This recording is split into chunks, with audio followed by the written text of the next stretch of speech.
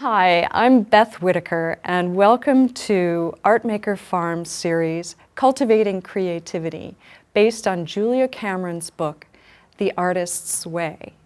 In the previous episode, Recovering a Sense of Identity, you were able to understand, perhaps even meet for the first time, some of the things that inspire you, that bring you joy, and the people who you want to keep close to you as you go forward in this process of reconnecting with your creativity. As we get older, as we become adults, the parts of us that are pure self-expression, our creativity, get less and less attention because we're required to become more and more adults and function within society. When we spend more time with people who are supportive of us and doing the things that inspire us, we will find opportunities for our own creativity to find its expression. This week's episode is Recovering a Sense of Power. And you don't think the word power is associated with creativity, but it actually is because of the way it intimidates our creativity. Power is manifested in a number of different ways, and we need to get to know what those ways are in order to understand them and keep them from suppressing our creativity. As we get closer to our own power, it could be exciting. The feeling of that power for self-expression. But sometimes it can also make us feel a little afraid.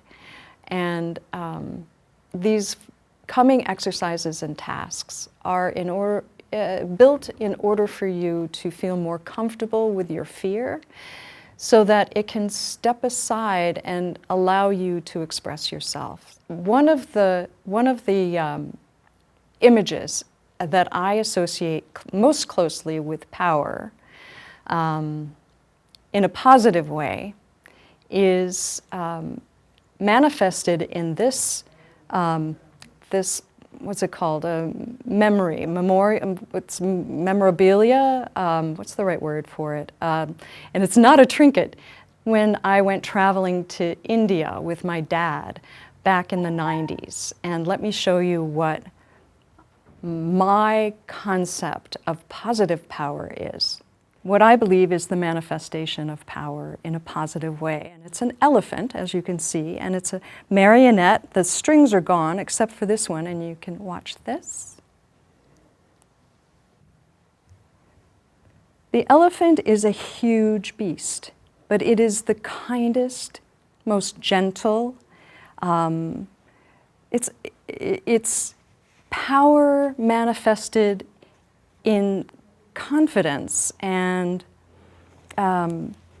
many elephants become pets to people in India. They're like horses. They work, but they're also capable of becoming like a member of family, and they have their own social structure. They're very sophisticated animals, but they're huge.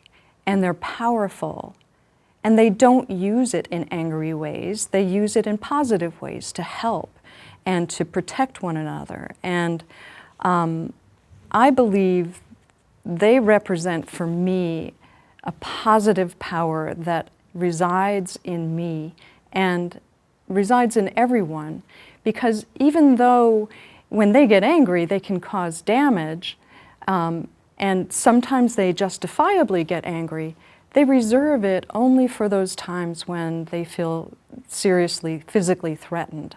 Otherwise, they don't use their power other than to connect with one another and to serve and also to protect.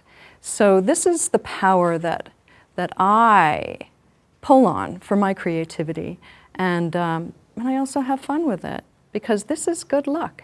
And it's also beautiful, isn't it? So the first word in the chapter, Recovering a Sense of Power, is anger. And like I said, you don't want to make an elephant angry because it can get very dangerous. But there's a positive part to anger. There's many positive parts to anger. And when we feel angry, it's usually a trailhead to some kind of pain that existed or that happened to us. It could be someone has crossed a boundary that you're reacting to. And other times, it could be that we need to get angry in order to know what's important to us. When we discover what that anger is rooted in and react from that anger, it's not productive. When we react for that anger and speak for it, that's when we can create change. Remember that anger is healthy. It's there to help you with resolving an issue or taking you places that you need to go in order to protect yourself or resolve old wounds. A few years ago, I had been trying to figure out what to do with my art. And I started a painting that I didn't know where it was going. And while I painted it, I felt into something that had happened to me when I was very young, that I was carrying a lot of anger about.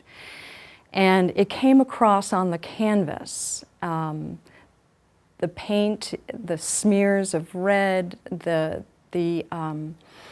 arbitrary, to me at the time, movement and action of what I put on the canvas was a direct expression of the anger that I was feeling.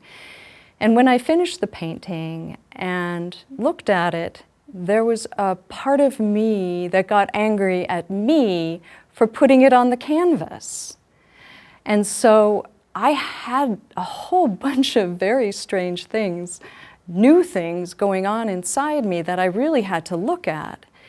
And what I'd realized by doing this painting is that I had put something out there, out of myself, onto the canvas, in my art, that was risky, it was dangerous, and I was reprimanding myself for taking that chance to make that image. And it was because, I realized it was because I had crossed my own boundary by making this art, that my art would never be the same again, that I had addressed a fear and a pain of mine, an anger of mine, through my creativity that would not allow me to go back to what my art had been. And in fact, because it was an area of growth for me, I was propelled to do more. I was unafraid to address other fears. So when we break down our fears and we focus on our goals, it's possible to go places that we had only dreamed of going. One of the things that we need to remember is that success has its own timeline. It's not in our best interest to try to force what we believe is the right path to our success, but be open to the opportunities that come and possibly become successful even more quickly than we thought possible. But we have to really believe that it is possible and be open to the opportunities that come to us. Another another section of this chapter is all about something that every one of us has to some degree, and that's shame.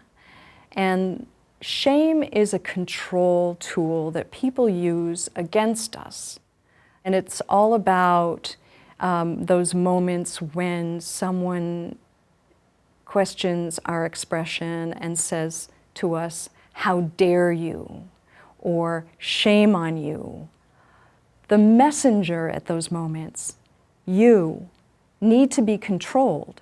So you're criticized and shamed and start to have a belief about yourself that will keep you quiet It will keep you from feeling comfortable about your self-expression.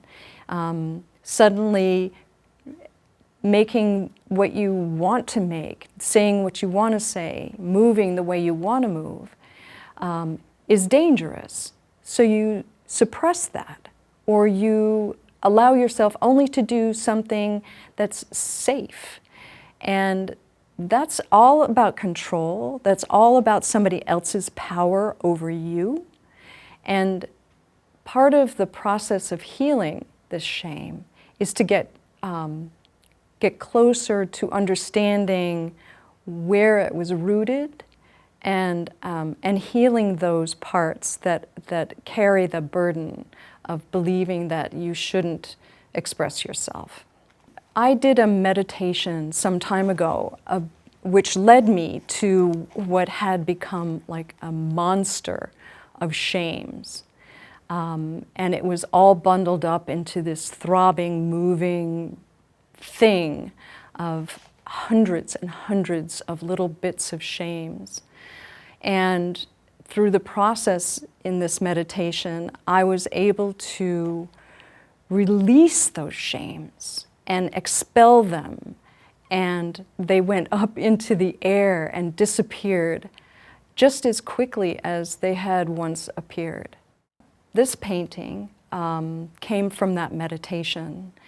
And when all of the shames were expelled and disappeared, the container of those shames just wanted to relax in the sun, and it got rinsed out and laid in the sun to dry. And the second painting came from that meditation. Behind the container resting in the sun are the words that I felt when that meditation was closing. And they were the feelings that I had before I ever got shamed. And they were things like safe and whole and enough and free to be me and connection. All of those really wonderful feelings of contentment with myself and who I was. Criticism tends to creep into our thinking and makes us feel less capable, and our belief in our personal expression begins to weaken.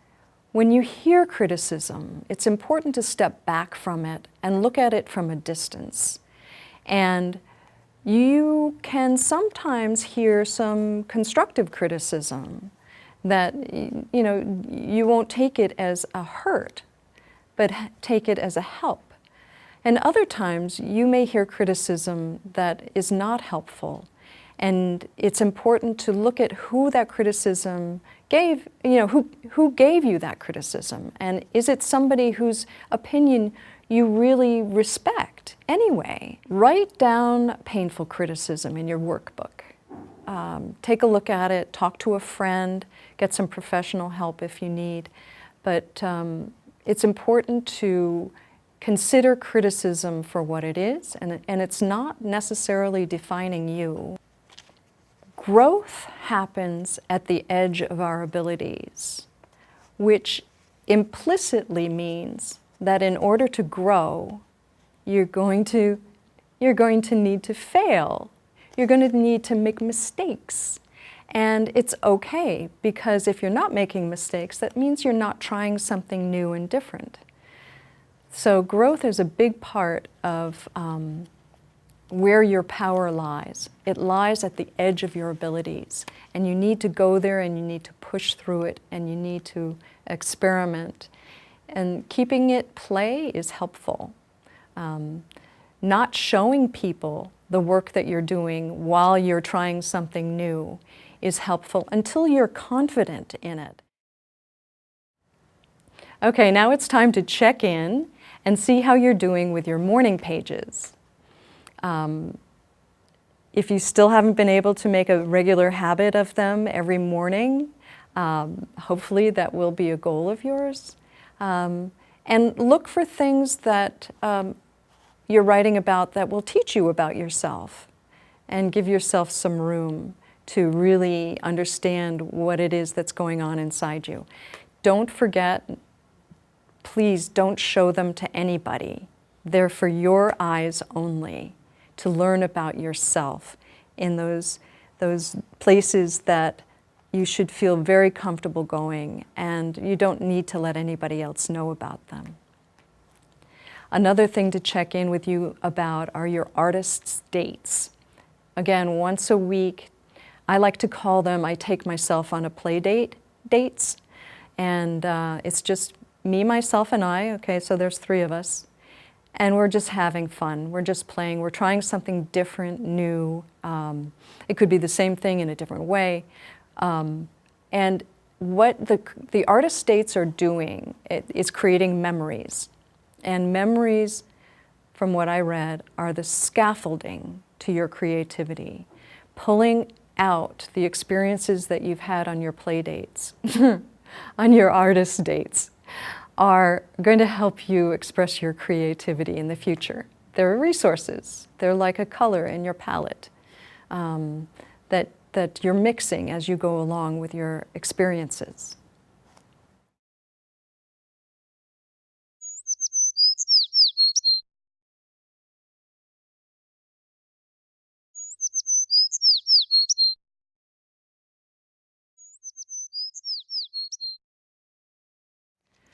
So now we have the tasks and exercises for this chapter, Recovering a Sense of Power.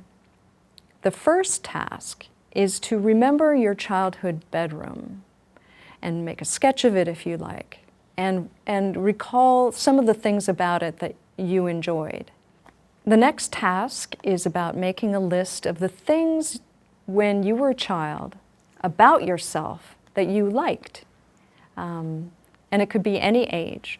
Just make a list of those things that you liked about yourself.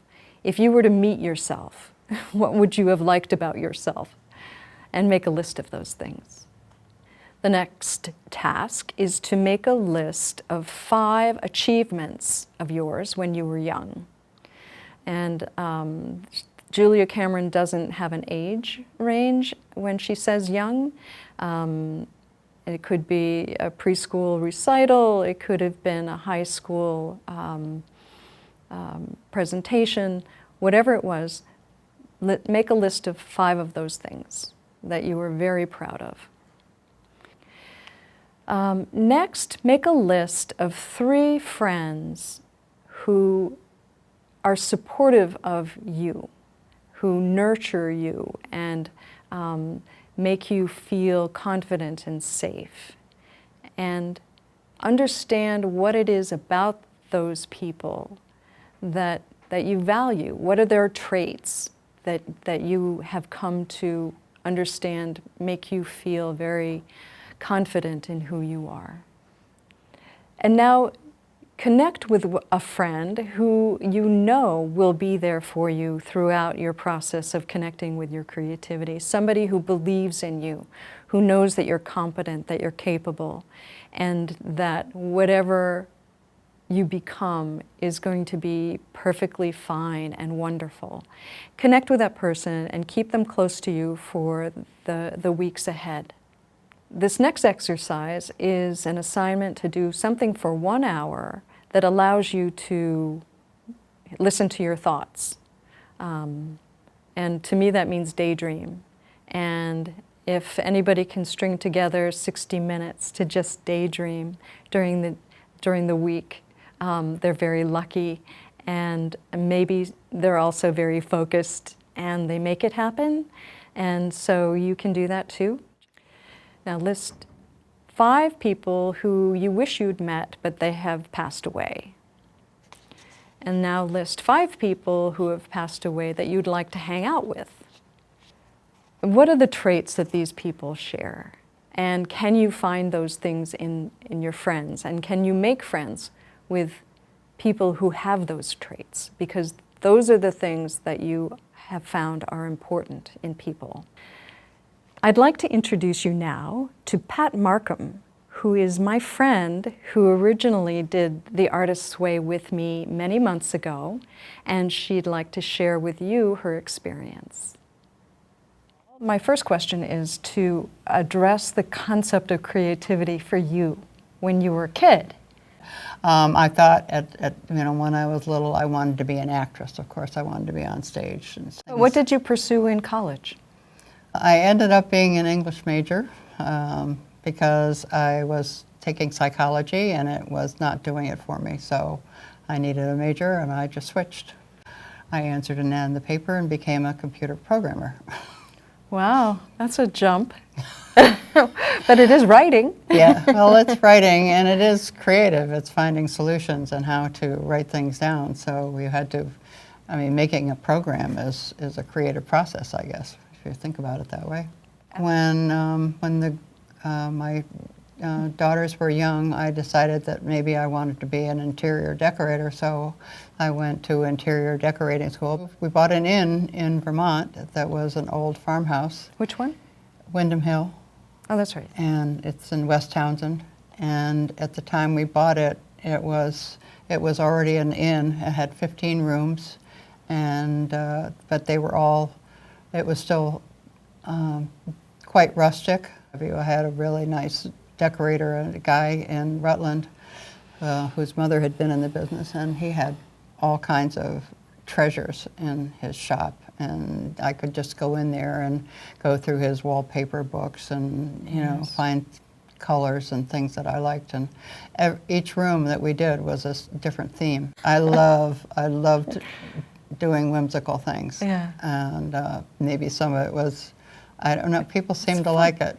Well, to me, creativity is all about having fun. So you had a good palette for that. It was a great 9 years that we did. We did every inch of the inn. Wonderful. And added things, and it was a nice time. So that's probably my most creative. Right. What made you decide that you'd like to do The Artist's Way? I know that I'm creative, and I know I have a creative bone in my body, but I don't know I'm not sure where it should go now. I just kind of feel like it needs to expand somewhere. Was The Artist's Way helpful for you? But the thing I got the most from the morning pages, from The Artist's Way, were the morning pages. And yes, I do. I still write morning pages every day. Every day. And usually with a cat in my lap.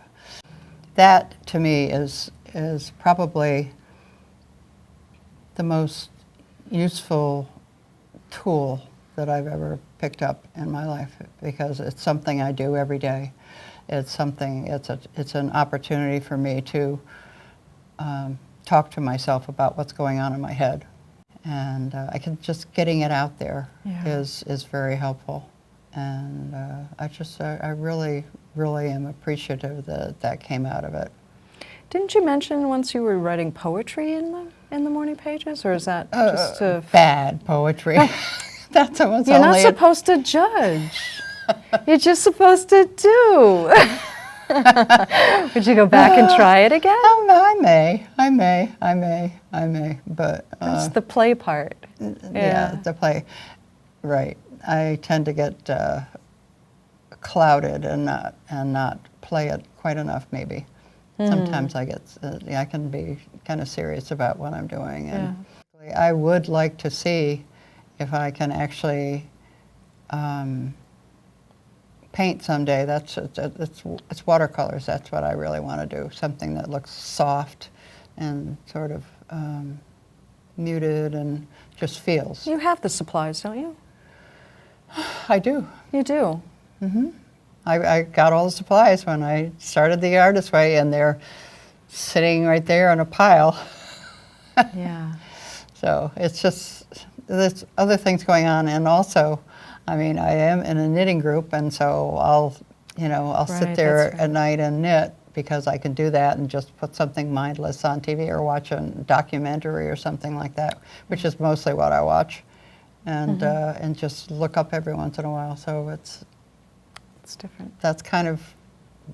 For now, that's my creative thing. Okay. And the creativity there really comes in when you make a mistake and figure out how to fix it without tearing it apart. Actually, that was one of the first things that I remember when we met, that you had a challenge. You needed to go to Knit One, Purl One to have them take a look at a problem you had. Right, that they would be able to fix it for you. And I was like, I'm not a knitter, so I didn't realize that that could even happen. Yeah, So well, you can fix a lot of stuff. So, and I'm learning. Okay. So, Good. anyway. One more question, I guess. Do you think that everyone could benefit from doing the Artist's Way, the exercise in the Artist's Way? Oh, absolutely. Yes, I think so. You know, for the exercises are, you know, bring you back to parts of your life, like where were you shamed and why do you have these feelings? I mean, I learned a lot about that. They're just looking back, and that, and also looking forward, like what are your goals and things like that. I never would think to write those down, but I did. Mostly, I was kind of, I'll do it if I can, Beth. I'm going to read it. But yeah, I probably could have done a more thorough job with the Artist's Way, and maybe I'll read it again and take a look at it again. But it's as I say, the morning pages were a pretty huge thing for me to discover. And I had tried, I think in my life somewhere along the way, I'm sure I tried journaling, but it was always kind of like, I always felt like if you've got a journal, you're putting it on paper and somebody may find it someday. So the morning pages, the first year's morning pages got burned up in our little fire pit on the back deck last summer. Yeah. I just said, what am I going to do with all these pages? I don't want anybody to read them. The value has already been made by putting it down on That's paper right. to begin with. That's so, right. So. That's right. So I'll keep doing that. Yay. All right. Okay. Thanks, Pat. Great.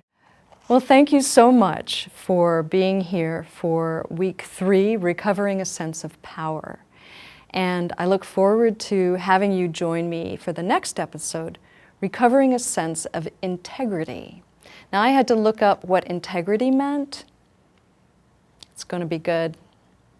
So I'll see you next time. And thanks again for joining me here at Artmaker Farms, cultivating creativity. Stay brave, stay connected, and have fun.